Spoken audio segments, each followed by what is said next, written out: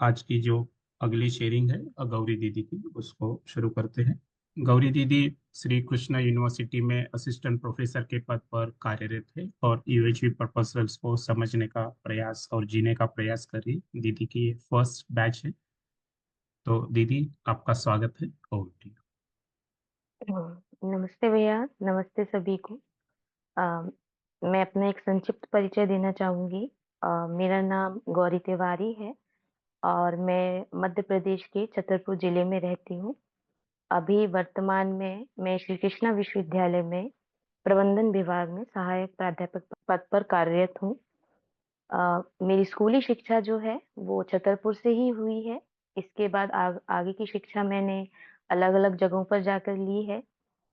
मेरे घर में मेरे पिताजी, माताजी, मेरा भाई, भाभी हैं, उनके बच्चे हैं।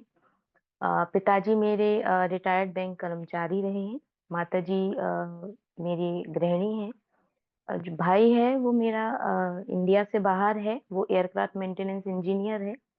और मेरी जो भी भाभी हैं वो गृहिणी हैं, बच्चों की देखभाल करती हैं और परिवार का भरण पोषण में इन्हीं चीजों में भी अपना समय व्यतीत करती हैं। ये मेरा संक्षिप्त परिचय था। यूएचवी से जो जोड़ने का था, तो उसमें मुझे सबसे पहला जो योगदान सर, मेरे सर हैं, प्रोवीसी सर रहे, डॉक्टर गिरीश त्रिपाठी सर। उन्होंने मुझे इसके बारे में बताया और मैंने थोड़ा इसके बारे में सुना तो मुझे इंटरेस्ट भी रहा, तो बोले आप इसमें जुड़िए। तो उन्होंने ही मुझे भगवान भैया से जुड़वाया। भगवान भैया और अरुणा दीदी ने मुझे पूरा गाइडेंस इसमें दिया। यूएचवी को समझने का जो श्रेय है वो कहीं ना कहीं भगवान भैया को भी जाता है और न दीदी को जाता है।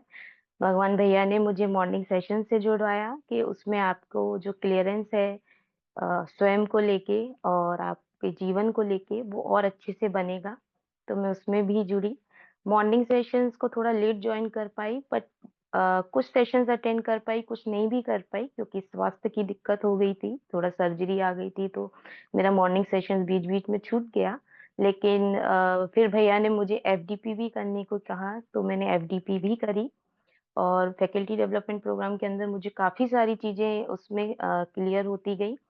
इसके बाद फिर अरुणा दीदी मुझे बहुत गाइड करी हैं सारी चीजें जानने के लिए। और जितने मेरे अभ्यास हैं, एक और दो, उसमें पूरा जो सहयोग है वो अरुणा दीदी का रहा। तो अब मैं अपनी शेयरिंग अभ्यास एक से शुरू करना चाहूंगी। अभ्यास एक में मुझे ये बात समझ में आई है कि जीवन जो है वो एक चैतन्य इकाई है और अभी मैं इसको समझने का कार्य कर रही हूँ। तो यूएचवी में मुझे ये चीज तो समझ आ गई कि मेरे जो शरीर है और जो मेरा जीवन है, तो बॉडी जो ह्यूमन होता है वो को एग्जिस्टेंस है दो चीजों का, सेल्फ एंड बॉडी का। बॉडी की नीड्स अलग होती हैं, सेल्फ की नीड अलग होती हैं। पहले मन में कई प्रश्न होते थे, चलते रहते थे दिमाग में कि कुछ तो ऐसी चीजें हैं जो चल तो रही हैं लेकिन समझ में नहीं आ रहा, उलझन भरी चीजें होती थी। लेकिन यूएचबी में मैं जुड़ी, ये अभ्यास करी, तब मुझे धीरे धीरे सेल्फ पे बहुत ज्यादा मेरा ध्यान जाने लगा, क्योंकि पहले तो ध्यान बॉडी पे रहता था, बॉडी की नीड्स पे रहता था। ये तो पता ही नहीं था कि हाँ एक सेल्फ भी होता है, मतलब समझते थे बट उसका कोई क्लियरेंस नहीं था। लेकिन यूएचबी में जुड़ी, अभ्यास किया, अभ्यास पे ध्यान देना शुरू किया, तो ये चीजें धीरे धीरे समझ में आने लगी। स्टेप वन में स्वयं से स्वयं को देख पाने में मेरा ध्यान अब जाने लगा है। इसमें मेरी कल्पनाशीलता को भी मैं देख पाती हूँ। जो मेरी कल्पनाशीलता है, मुझे पता चल रहा है कि हाँ निरंतरता में कुछ तो चल रहा है, कुछ ना कुछ सोच विचार जो है वो चल रहे हैं, तो कल्पनाशीलता को मैं देख पाती हूँ। स्टेप टू में कल्पनाशीलता में कौन से भाव विचार चल रहे हैं, इस पर भी मेरा ध्यान जाने लगा है। इसको मैं एक वृतांत के रूप में समझाना चाहूंगी, क्योंकि मैंने अभ्यास करी है। अरुणा दीदी ने मुझे बोला था कि तुमको डेली ही कोई अपने जो गतिविधियां होती हैं, क्योंकि मेरा अधिकतर समय विश्वविद्यालय में गुजरता है, तो 7 से 8 घंटे, तो मेरा ध्यान वहां पे काफी चीजों पे जाता है। तो मैं दीदी ने बोला कि तुम्हें अभ्यास करना है तो ध्यान ऐसे ही देना पड़ेगा। तो मैंने इसको एक वृतांत में समझाना चाहूंगी कि एक बारी मेरे विश्वविद्यालय में जो हमारे सर हैं, बड़े सर हैं, उनके साथ एक मेरी जरूरी मीटिंग थी। और लेकिन वो किसी कारणवश हो नहीं पा रही थी। मैं एक दो बार गई, लेकिन सर बिजी थे तो वो हो नहीं पा रही थी।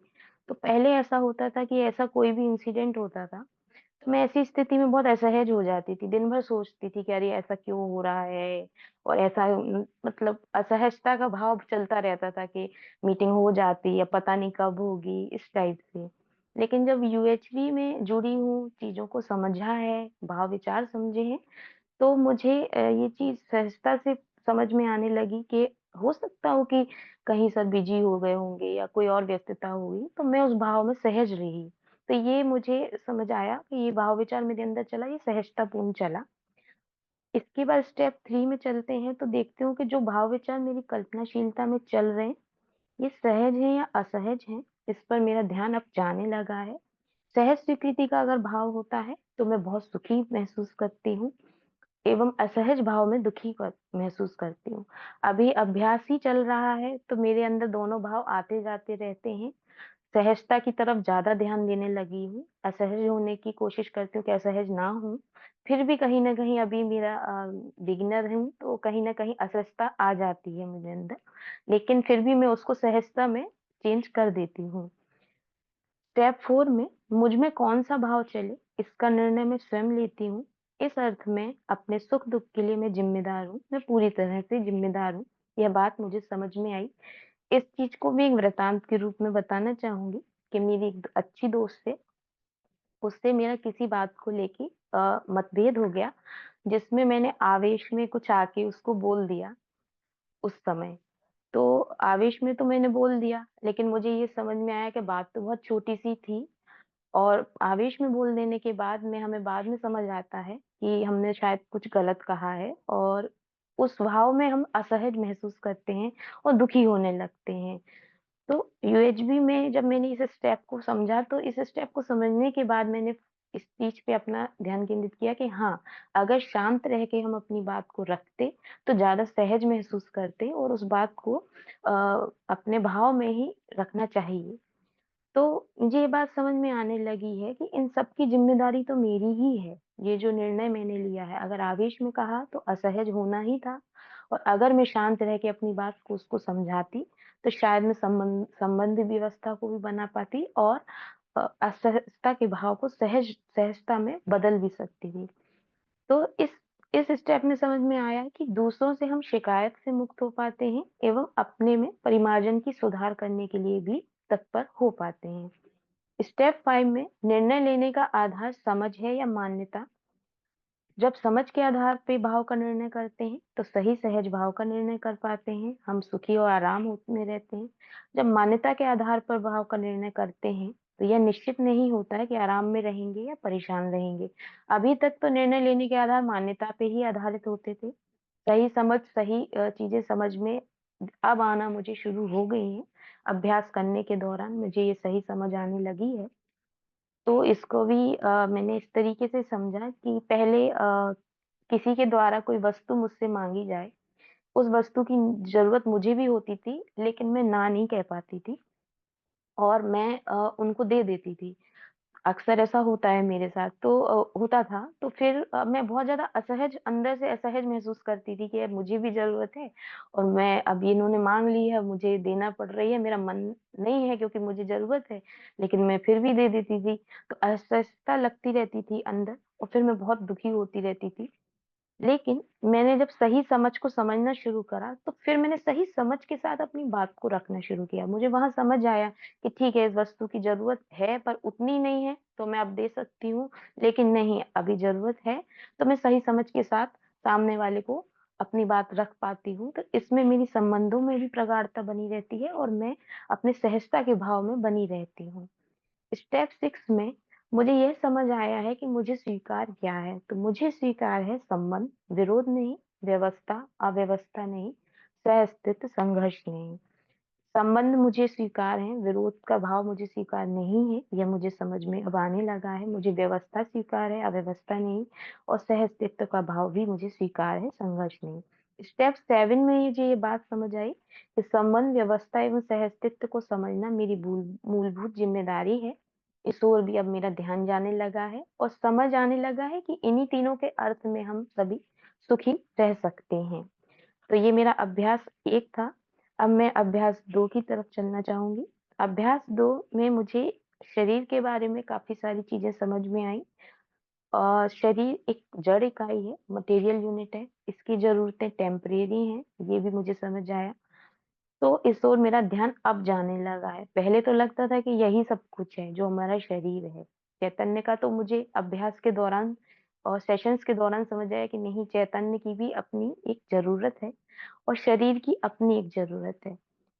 इसके स्टेप 1 में स्वयं से स्वयं को देखते हुए मैं अब अपने शरीर को भी देख पाती हूँ। इसमें मुझे ये समझ आया, शरीर में कहीं दर्द है, मेरे सिर में दर्द हो रहा है, तो वो मेरे शरीर का पार्ट है, या पेट में दर्द हो रहा है। तो स्वयं तो मुझे बता रहा स्वयं मुझे शरीर तो मुझे संकेत दे रहा है कि हाँ, दर्द है, पर स्वयं मुझे बता रहा है कि अगर मैं कोई ज़रूरी काम कर रही हूँ, तो पहले मैं वो काम कर लूँ, और दर्द में ऐसा है कि फिर मैं आराम कर लूँगी बाद में। तो मुझे ये चीज़ समझ आई कि स्वयं से स्वयं को मैं देख पा रही हूँ, उससे शरीर पे भी मेरा ध्यान जा रहा है। स्टेप 2 में सेल्फ एंड बॉडी के बीच सूचनाओं के आदान-प्रदान में मेरा ध्यान जाने लगा है। तो ये भी एक वृत्तांत है जो मैं आप लोगों को सब बताना चाहूँगी कि इस स्टेप को मैंने इसमें समझा कि एक बारी जो अभी ठंड काफ़ी हो रही है, तो अभी मेरे पिताजी मुझे बोलते हैं कि स्कूटी स्टार्ट कर लिया करो, तुम्हारी स्कूटी नहीं करोगे 3-4 दिन में स्टार्ट, तो वो स्टार्ट होने में दिक्कत देगी। तो लेकिन किसी कारणवश मुझे ध्यान नहीं रहा और मैंने वो स्टार्ट नहीं करी। तो एक दिन पिताजी ने चाबी मँगा ली, तो मैं रूम में थी और स्कूटी मेरी गार्डन में खड़ी थी। तो अब मुझे अंदर से एक डर का भाव आ रहा है कि अगर वो स्टार्ट नहीं हुई तो पिताजी बहुत गुस्सा करेंगे मुझे कि मैंने कहा था और तुमने चालू नहीं की और वो स्टार्ट नहीं हो रही है, तो मुझे बहुत डाँट पड़ेगी। तो मैं काफ़ी ज़्यादा घबरा रही थी, तो बैठी तो मैं कमरे में थी, सेल्फ मुझे बता रहा था, सेल्फ में चल रही थी ये बातें कि नहीं हुई स्टार्ट तो डाँट पड़ जाएगी ये वो, और बॉडी में मेरी घबराहट सी हो रही थी, मुझे थोड़ा-सा डर लग रहा था। लेकिन 3-4 बार उन्होंने स्टार्ट किया, वो स्टार्ट हो गई, तो मैं काफ़ी खुश हो गई और मेरा जो मन में भाव में चल रहे थे सेल्फ में, तो वो कहीं न कहीं मेरे थोड़े से सहज हो गए और मैं सहजता में आ गई और खुश हो गई कि चलो ये स्टार्ट हो गई। तो मुझे ये समझ आया कि सेल्फ एंड बॉडी के बीच तो सूचनाओं का आदान-प्रदान हो रहा है। इस घटना में जो डर था, वो सेल्फ से आ रहा था और बॉडी में उससे थोड़ी-सी घबराहट महसूस हो रही थी, तो समझ आया कि हाँ, सूचनाओं का आदान-प्रदान तो इस तरीके से हो रहा है। स्टेप 3 में शरीर को क्या संकेत देना है, किस संवेदना को पढ़ना है, इसका निर्णय मैं लेती हूँ। इस ओर भी मेरा ध्यान जाने लगा है। इस अभ्यास को मैंने इस तरीके से किया कि एक दिन मैं रात्रि में बाहर टहल रही थी, तो एक गाय जो है वो हमारे दरवाजे पर आई, तो मेरा मन किया कि इसको रोटी खिला दूँ। अब लेकिन मन में आया रोटी खिला दूँ, लेकिन ये लगे कि अंदर रखी है रोटी कि नहीं रखी है। तो ऐसा ना हो कि रोटी नहीं मिली तो ये भूखी रह जाएगी। अब फिर भी मैंने अपनी संवेदना को पढ़ा और अपने बॉडी को ऐसा निर्देशित किया कि अंदर जाए और गाय के लिए रोटी लेके आए। मैं अंदर आई तो संयोगवश रोटी मिल भी गई और मैंने उसे रोटी खिलाई। और मुझे बहुत सहजता और खुशी हुई इस चीज़ की। तो मुझे समझ आया कि संवेदना को पढ़ के शरीर को संकेत मिला कि नहीं, तुम जाओ और उसको रोटी दो। तो ये भी मेरी कहीं न कहीं संवेदना थी। तो शरीर को संकेत देता है कि संवेदना को पढ़ना है, इसका निर्णय मेरे सेल्फ में चल रहा था, मन में सेल्फ में मेरे स्वयं में चल रहा था कि मुझे क्या निर्णय लेके अपने शरीर को, संवेदना को समझ के निर्णय देना है।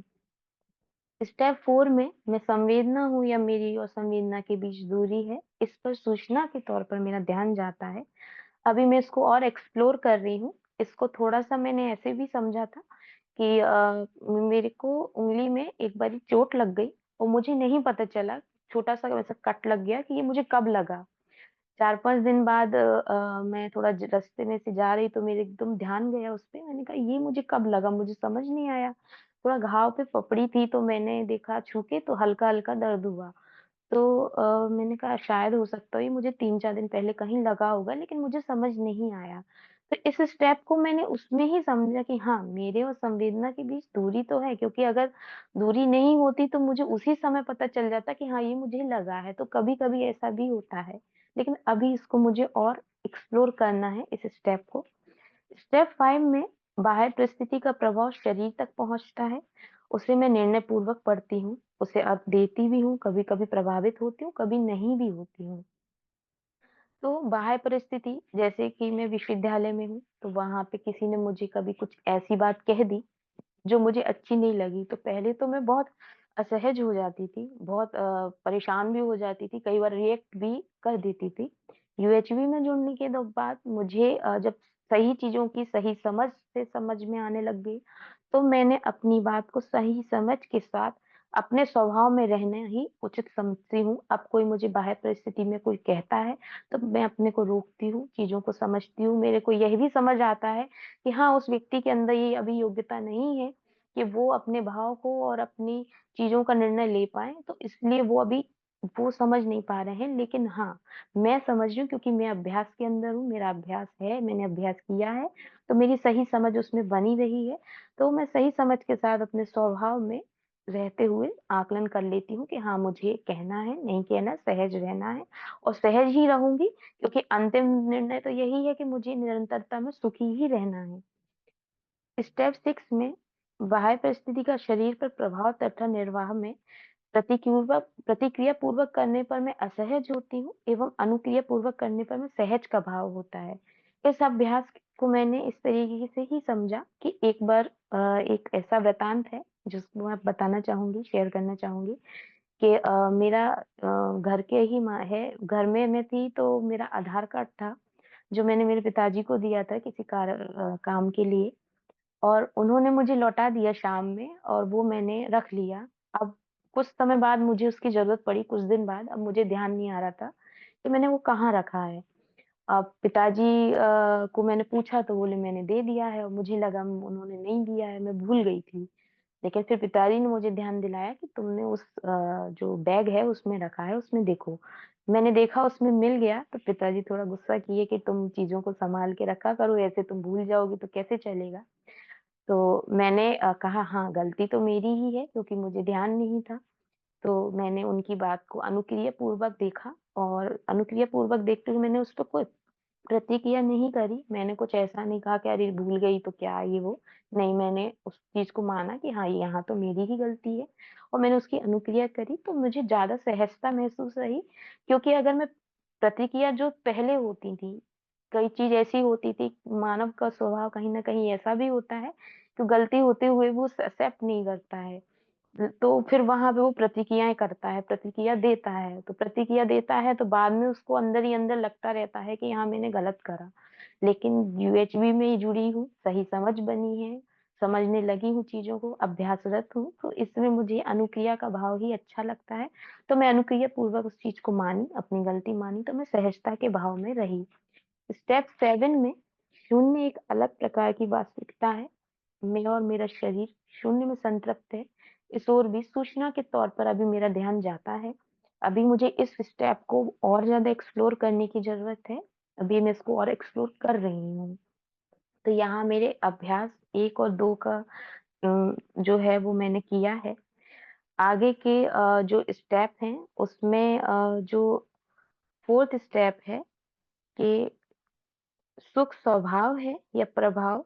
तो इस बिंदु पे मेरी स्पष्टता इस तरीके से बनी है कि हाँ, सुख स्वभाव ही है, प्रभाव नहीं है, क्योंकि सुख की चाह तो निरंतरता है। हम जो स्वयं हमारा है, वो हमेशा चैतन्य इकाई में सुख निरंतर चलना चाहिए और मांग भी निरंतरता की ही रहती है। हर व्यक्ति सुखी रहना चाहता है।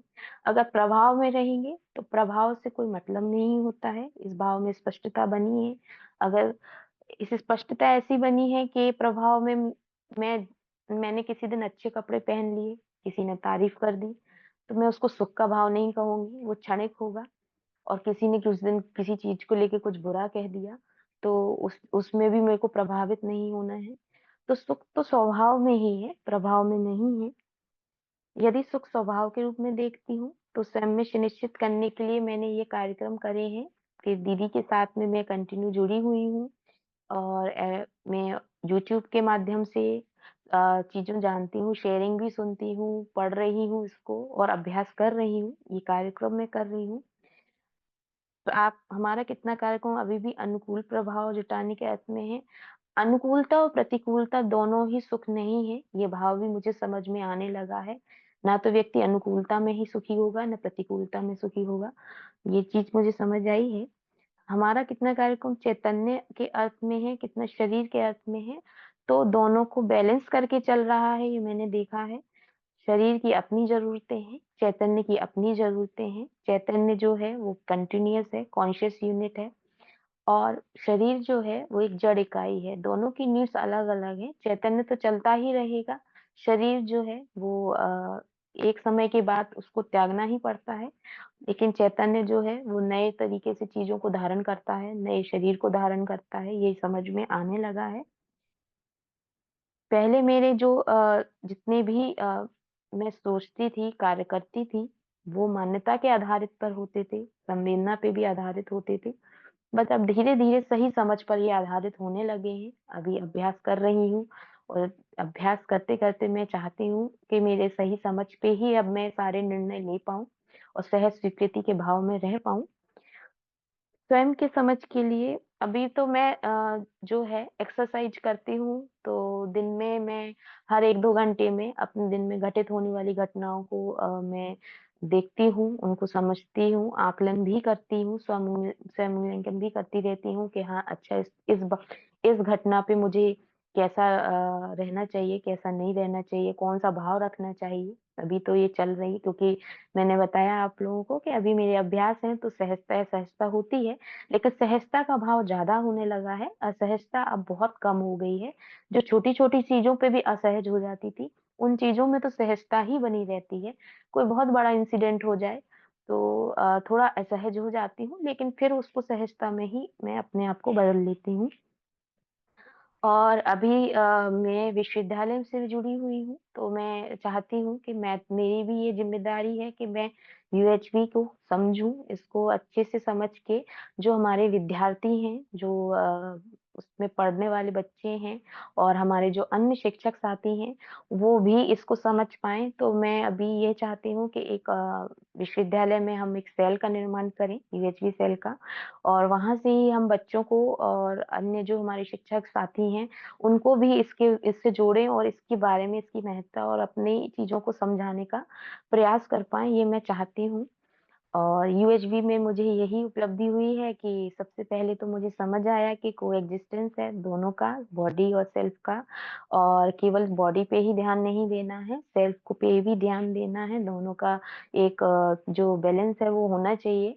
और अभी हमारे यहाँ का एक लिस्टेड में ही एक जो मानवीय मूल्यों का जो अ, एक घटना घटित हुई कि मानवीय मूल्य वहाँ नहीं देखने मिले एक विद्यार्थी के अंदर। धमोरा में हमारे एक प्रिंसिपल सर थे। उनको विद्यार्थी ने उन्होंने समझाया मानवीय मूल्यों को के अकॉर्डिंग ही समझाया था कि बेटा तुम अच्छे से पढ़ो और ये सब चीज़ें छोड़ दो, लेकिन बच्चे की समझ में नहीं आया, कहीं न कहीं उसके संस्कार वैसे नहीं थे और उसने जो घटना घटित करी कि उनको मार दिया।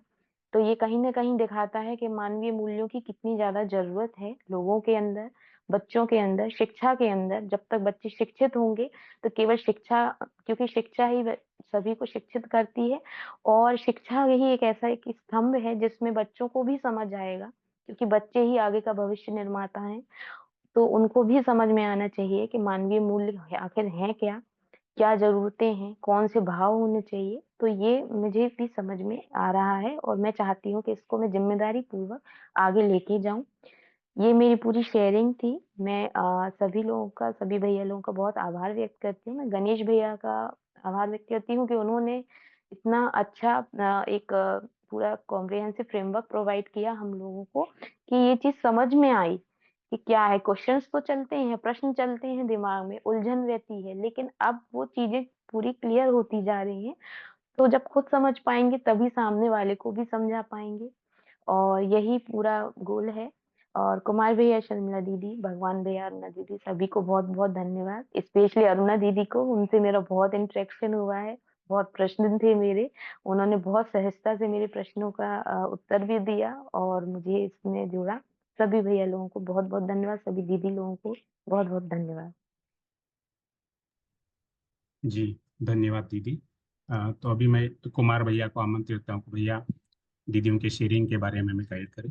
भैया ओवर टू यू। जी नमस्ते सभी को। गौरी दीदी से मैं पूछना चाहूंगा, गौरी दीदी आपने अभी तक कितने वर्कशॉप्स किए हैं? भैया मैंने एक पूरी एफडीपी कर ली है, 5 दिन की थी वो और जी। अभी ऑनलाइन ही वर्कशॉप रही है। और इसके साथ ही मेरा जो सेशंस हैं वो अन्ना दीदी से अभी चल ही रहे हैं लगभग 20 डेज हो चुके हैं और शेयरिंग से रिलेटेड भी पूरा मेरा अभ्यास दीदी ने मेरे को क्लियरेंस तो था भैया, क्योंकि बीच-बीच में क्या रहता था, मॉर्निंग सेशंस में जुड़ी, फिर थोड़ा मेरी सर्जरी आ गई, फिर मेरे स्वास्थ्य से संबंधित दिक्कत हो गई तो नहीं हो पाया और फिर कहीं एग्ज़ाम्स आ गए तो इसमें थोड़ा व्यस्तता हो गई। बीच में कुछ चीज़ें जी छूट गईं। लेकिन हाँ, वर्कशॉप मैंने भैया अभी एक कर ली है और मैंने भगवान भैया को भी बोला है, मुझे कानपुर वाली वर्कशॉप करनी है। भगवान भैया से मेरी बात हुई है, ऑफ़लाइन जो वर्कशॉप होती है, मई में जो भैया कह रहे थे, तो कह रहे थे कि हाँ, वो आप करिएगा बिल्कुल, तो वो मैं करना चाहती हूँ भैया। हाँ, बहुत अच्छा रहेगा, आपकी शेयरिंग भी अच्छी रही, आपने स्टेप बाय जी स्टेप भैया। अपने ऑब्जर्वेशंस को रखे। और हाँ मुझे जी लगता है भैया। अभी ऑनलाइन वर्कशॉप में जो बात सुनने में आती है तो एक परिचय हो जाता है, जैसा आप फेस टू फेस के लिए प्लान कर रही हैं बहुत अच्छा रहेगा। और कानपुर में भी हो जाएगा और आपके नज़दीक भोपाल में भी और एमपी में दूसरे जगहों पे भी अभी फेस टू फेस कई सारे वर्कशॉप्स प्लान्ड हैं, तो छतरपुर जी। से बहुत दूर नहीं पड़ेगा। आपकी यूनिवर्सिटी का नाम क्या है? भैया मेरी यूनिवर्सिटी कृष्णा यूनिवर्सिटी है। यूजीसी के अंडर आता है? हाँ जी। अच्छा, तो उसमें अभी डायरेक्टली इम्प्लीमेंटेड तो नहीं होगा यूएचवी का कोर्स, है ना? यूएचबी अभी हुआ नहीं है भैया, करना है। हमारे जो प्रो वाइस चांसलर सर हैं, डॉक्टर गिरीश त्रिपाठी सर, उन जी। वो जुड़े हुए हैं, उन्होंने ही हम मुझे जोड़ा था और तब से मैं भी इसी से जुड़ी हुई हूँ और हम लोग बहुत ही जल्द ये चाह रहे हैं कि यूएचबी सेल का निर्माण हो जाए, यहाँ पे गठन हो जाए। और उस समय भगवान भैया से भी बात हुई थी, तो इनवाइटेड थे, भैया भी आएँ, थोड़ा-सा वर्कशॉप एक हो जाए स्टूडेंट्स की। संगीता दीदी लोगों से भी बात हुई थी, वंचना दीदी हैं, संगीता दीदी हैं, तो जी भी उसी का थोड़ा-सा चल रहा है। हम लोग चाह रहे हैं कि हो जाए तो उसको इम्प्लीमेंटेशन अच्छे से कर सकें। हाँ, बहुत अच्छा। मैं तो कहूँगा टीम बनाने का काम हम लोग अभी से कर सकते हैं, ऑनलाइन वर्कशॉप्स हैं, प्लस आसपास जो फेस टू फेस होते हैं और जो समर्स में वर्कशॉप प्लान्ड है, उसमें अगर आप जी। अपने यहाँ से लेट्स से एक बड़ी संख्या में 25-30 लोग अगर जाके वहाँ अटेंड कर लेते हैं ना, तो ऐसा वातावरण बन जाएगा कि इम्प्लीमेंटेशन कोई बहुत मुश्किल काम नहीं रहेगा, सेल अपने आप बन हाँ जाएगा। जी। हाँ जी। तो और ऊपर से आपके पास भगवान भैया का, अरुणा दीदी का मार्गदर्शन भी है, टीम आपकी बनी हुई है वहाँ पे, है ना, छतरपुर में। जी, जी, तो जी। ग्राम के स्तर पे काम हो ही रहा है और यूजीसी के कॉलेजेस में भी इस साल से आने वाले समय में जो ट्रेनिंग सेंटर्स हैं, ट्रिपल एम टीसी करके जो ट्रेनिंग सेंटर्स हैं ना, हाँ उनमें जी, हाँ जी। वर्कशॉप शुरू होने वाले हैं। तो जी, आपके यहाँ छत्तीसगढ़ में भी कुछ सेंटर्स होंगे जरूर, है ना, वहाँ पे भी काम शुरू होगा, तो उसमें भी आपकी भागीदारी हो सकती है। और चूंकि प्रोवीसी सर आपके आश्वस्त हैं, तो नॉमिनेट भी आप आसानी से हो जाएंगी और बहुत सारा आप भागीदारी कर पाएंगी। जी तो भैया। जी, तो बहुत ही अच्छा, मेरी तरफ से आप तीनों साथियों को ढेर सारी शुभकामनाएं, बधाई। धन्यवाद जी, भैया। नमस्ते। नमस्ते भैया। जी धन्यवाद भैया, सभी को नमस्ते, सभी को नए साल जी की बिल्कुल। शुभकामना। जी, सभी को नए वर्ष, आने वाले नए वर्ष के लिए शुभकामना और जो बीता हुआ वर्ष है उसकी उपलब्धियों के लिए बधाई। जी भैया, जी धन्यवाद। भैया। धन्यवाद भैया। जी, धन्यवाद भैया।